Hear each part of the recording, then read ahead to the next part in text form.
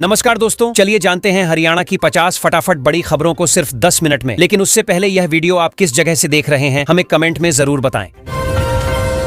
घर खरीदने का सपना देख रहे लोगों के लिए समय तेजी से निकल रहा है। गुरुग्राम में मुख्यमंत्री आवास योजना के तहत आवेदन का अंतिम मौका बताया जा रहा है। पात्र परिवारों को सब्सिडी दरों पर मकान देने की तैयारी है और ऑनलाइन आवेदन प्रक्रिया के जरिए लाभार्थियों का चयन किया जाएगा।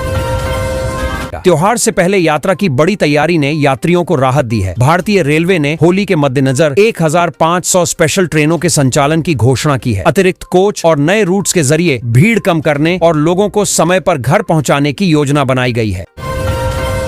पेंशन सूची में अचानक बदलाव ने हजारों परिवारों की चिंता बढ़ा दी है। हरियाणा में 66,000 बुजुर्गों की पेंशन रोक दी गई है, जिनमें कम उम्र या आय सीमा से अधिक पाए जाने वाले लोग शामिल बताए जा रहे हैं। सरकार ने पात्रता मानकों की सख्ती से जांच शुरू की है।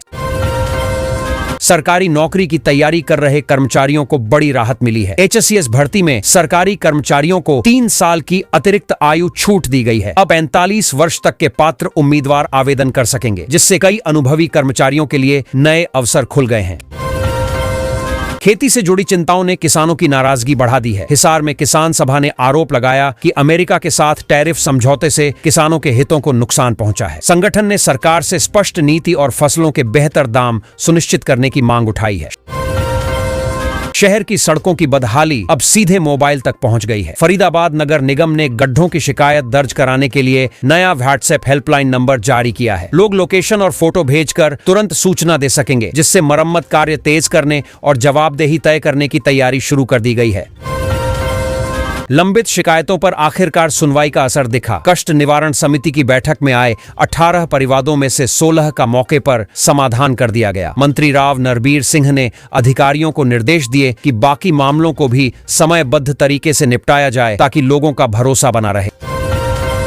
प्रदूषण की धुंध ने प्रशासन को सख्त कदम उठाने पर मजबूर कर दिया। गुरुग्राम में वायु गुणवत्ता सुधारने के लिए एक विस्तृत एक्शन प्लान लागू कर दिया गया है। निर्माण गतिविधियों की निगरानी, धूल नियंत्रण और ट्रैफिक प्रबंधन जैसे उपायों के जरिए प्रदूषण स्तर कम करने की कोशिश तेज की गई है। धार्मिक स्थल के पास एक दुकान ने विवाद की चिंगारी भड़का दी। गुरुग्राम में भूतेश्वर मंदिर के सामने चिकन शॉप को लेकर पुजारियों और स्थानीय संगठनों ने विरोध जताया। पुलिस को बुलाकर दुकान हटाने की मांग की गई, जिससे इलाके में तनावपूर्ण माहौल बना रहा और प्रशासन ने स्थिति पर नजर रखी। शहर की यातायात तस्वीर बदलने की तैयारी ने रफ्तार पकड़ ली है। गुरुग्राम की साइबर सिटी तक मेट्रो विस्तार परियोजना को हरी झंडी मिल गई है। जमीन अधिग्रहण की प्रक्रिया तेज कर दी गई है, जिससे आने वाले समय में हजारों यात्रियों को जाम से राहत मिलने की उम्मीद जताई जा रही है। रेलवे फाटक पर लगने वाले लंबे जाम से राहत की उम्मीद जगी है। गुरुग्राम के घड़ी रेलवे फाटक पर फ्लाईओवर निर्माण की योजना को मंजूरी मिल गई है। इस परियोजना के पूरा होने पर रोजाना गुजरने वाले हजारों वाहन चालकों का समय बचेगा और ट्रैफिक दबाव कम होने की संभावना है। खेल प्रेमियों के लिए बड़ा आयोजन दस्तक देने वाला है। गुरुग्राम में 9 तारीख से राज्य स्तरीय CM कप 2025 का आयोजन होने जा रहा है। विभिन्न खेल प्रतियोगिताओं में प्रदेश भर के खिलाड़ी हिस्सा लेंगे, जिससे युवाओं को प्रतिभा दिखाने और खेल संस्कृति को बढ़ावा देने का मंच मिलेगा। बुजुर्गों के सम्मान भत्ते पर उठे सवालों ने सियासी माहौल गर्मा दिया है। हिसार में दलबीर किरमारा ने आरोप लगाया कि साजिश के तहत पात्र बुजुर्गों की पेंशन काटी जा रही है। उन्होंने सरकार से सूची की पारदर्शी समीक्षा और जरूरतमंदों को तुरंत राहत देने की मांग रखी है। मजदूरी के मुद्दे पर नई बहस छिड़ गई है। हिसार में गौरव कंबोज ने आरोप लगाया कि सरकार की नीतियों से न्यूनतम और अधिकतम वेतन के बीच की खाई और बढ़ गई है। उन्होंने मजदूरों के लिए न्याय संगत वेतन संरचना और श्रमिक हितों की सुरक्षा सुनिश्चित करने की मांग की। विश्वविद्यालय परिसर में उठी शिकायत ने प्रशासन को सख्त कदम उठाने पर मजबूर किया। हिसार में PhD छात्रा से दुर्व्यवहार के आरोप के बाद HAU के 2 प्रोफेसरों को निलंबित कर दिया गया है। मामले की निष्पक्ष जांच के आदेश दिए गए हैं, ताकि सच्चाई सामने लाई जा सके।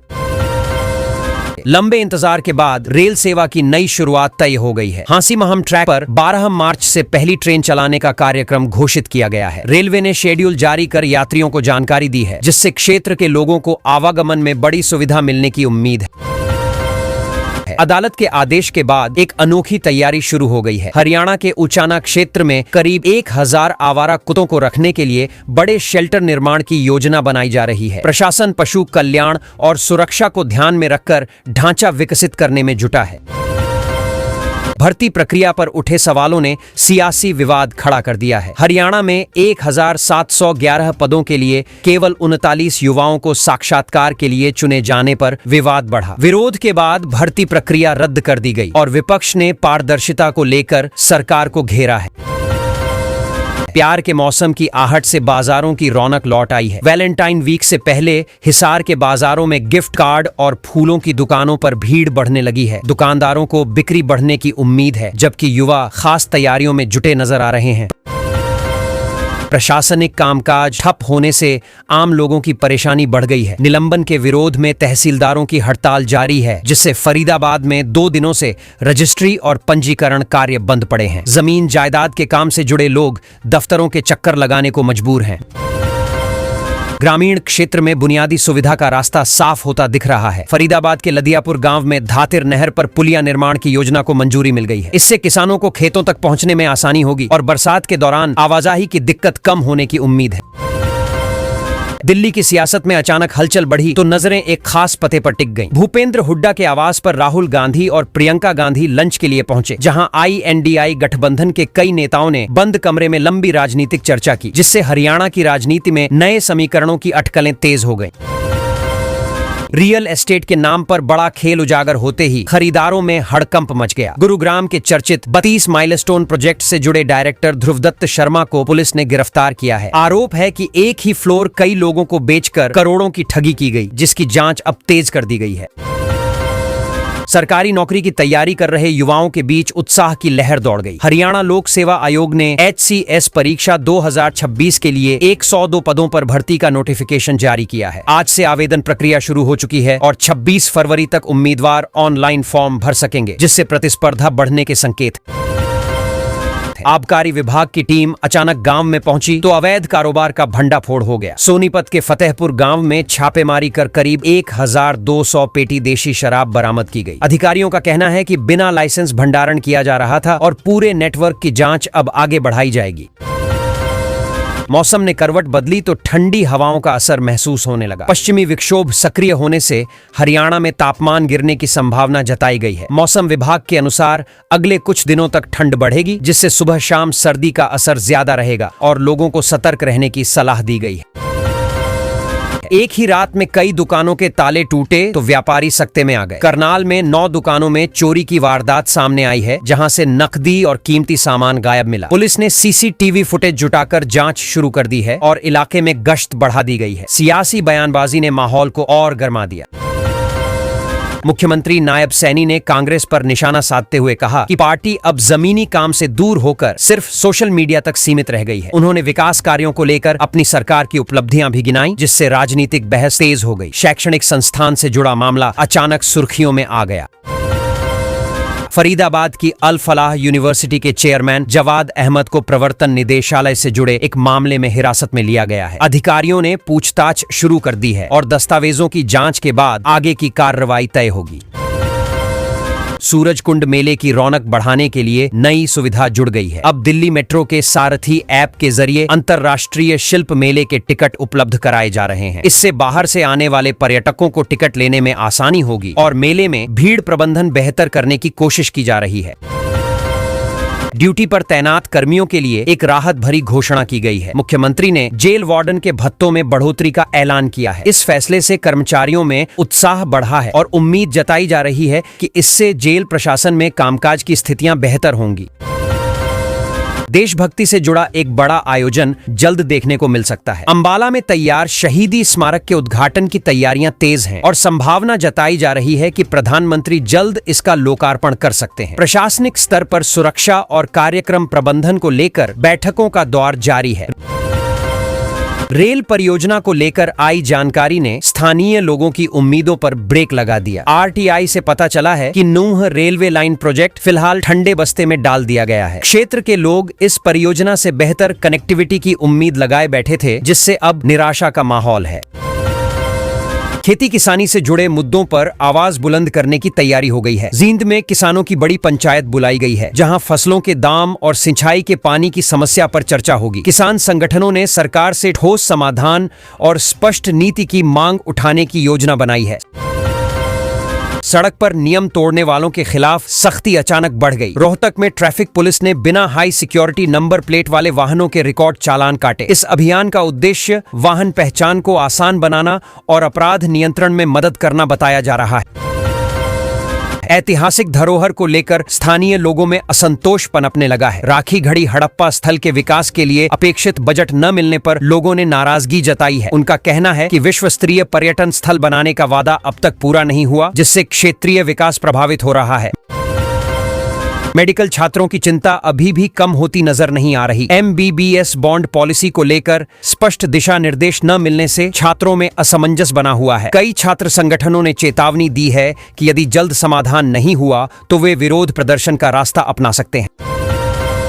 पर्यावरण संरक्षण को लेकर सख्त रुख अपनाया गया है। NGT ने यमुना नदी में स्वदेशी मछलियों की प्रजातियों को बचाने के लिए प्रदूषण नियंत्रण और निगरानी के कड़े निर्देश दिए हैं। संबंधित विभागों को रिपोर्ट पेश करने और सुधारात्मक कदम तेज करने को कहा गया है। एक परिवार के विरोध के बाद मामला गंभीर रूप ले गया। पलवल में बेटी से छेड़छाड़ का विरोध करने पर आरोपियों ने घर में घुसकर हमला किया, जिसके बाद पुलिस ने केस दर्ज कर जांच शुरू की है। इलाके में सुरक्षा बढ़ाई गई है और आरोपियों की तलाश जारी है। निर्यात कारोबार में आई रुकावट ने उद्योगपतियों की चिंता बढ़ा दी है। पानीपत के कंबल उद्योग से जुड़े व्यापारियों ने नई निर्यात नीति से प्रभावित कारोबार को लेकर केंद्र सरकार से राहत की मांग की है। उनका कहना है कि समय पर मदद न मिली तो छोटे उद्योगों पर असर पड़ सकता है।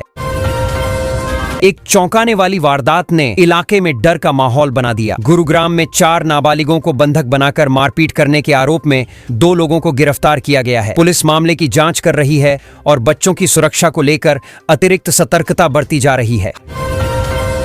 हरियाणा में मौसम में बदलाव ने किसानों की चिंता बढ़ा दी है। कृषि विशेषज्ञों ने सलाह दी है कि मौसम के अनुसार फसलों की देखभाल और सिंचाई व्यवस्था को समायोजित किया जाए। समय पर सावधानी बरतने से फसल को नुकसान से बचाया जा सकता है। किसानों को सलाह दी जा रही है कि मौसम की खबरों पर नजर रखें और आवश्यक तैयारी करें। क्रिकेट और कूटनीति ने T20 विश्व कप 2026 में हलचल मचा दी है। बांग्लादेश और पाकिस्तान के मैच और उनके फैसले चर्चा में हैं। खेल से जुड़े फैसलों के राजनीतिक और कूटनीतिक पहलुओं पर भी नजरें हैं। यह टूर्नामेंट सिर्फ खेल नहीं बल्कि देशों के बीच संबंधों और रणनीतियों का भी अहम हिस्सा बन गया है।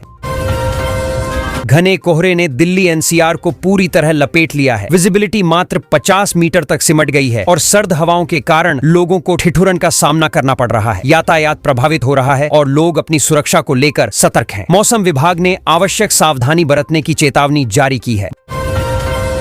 भारत की वायु शक्ति को और मजबूत करने के लिए राफेल विमानों की खरीद पर विचार किया जा रहा है। यह कदम रक्षा क्षमताओं को बढ़ाने और क्षेत्रीय सुरक्षा सुनिश्चित करने के उद्देश्य से है। सरकार ने इस दिशा में विकल्पों और लागत का अध्ययन शुरू कर दिया है ताकि वायुसेना को आधुनिकतम हथियार मिल सके। प्रधानमंत्री मोदी ने राज्यसभा में कांग्रेस पर निशाना साधा और उनकी नीतियों पर सवाल उठाए। उन्होंने केंद्र सरकार की उपलब्धियों और विकास योजनाओं का जिक्र करते हुए विपक्षी दल की आलोचनाओं का जवाब दिया। इस बयान ने संसद में हलचल मचा दी और राजनीतिक बहस को तेज कर दिया। भारत को अमेरिकी टैरिफ में डील मिलने के बाद पाकिस्तान नाराज दिखा। शहबाज शरीफ और मुनीर पर निशाना साधते हुए विदेश नीति की दिशा पर बहस छिड़ गई। अमेरिकी निर्णय ने भारत की आर्थिक स्थिति और व्यापारिक हितों को लाभ पहुंचाया है। राजनीतिक मंचों पर इसे लेकर प्रतिक्रियाएं लगातार सामने आ रही हैं। ग्रेटर नोएडा वेस्ट में जाम की समस्या कम करने के लिए गौड़ चौक और तिगरी के बीच 2 नए यू टर्न बनाए जाएंगे। यह सड़क सुधार परियोजना यातायात प्रवाह को बेहतर बनाने और समय की बचत के लिए लागू की जा रही है। स्थानीय प्रशासन ने इसे प्राथमिकता के साथ कार्यान्वित करने की योजना बनाई है। इंटरनेट और ऑनलाइन गेम की लत का पता लगाने के लिए AIMS ने नया टूल विकसित किया है। यह टूल युवाओं में रिस्क स्कोर का आकलन करेगा और गेमिंग एवं ऑनलाइन गतिविधियों की हानिकारक आदतों की पहचान करेगा। विशेषज्ञों का कहना है कि इससे मानसिक स्वास्थ्य पर निगरानी और इलाज में मदद मिलेगी।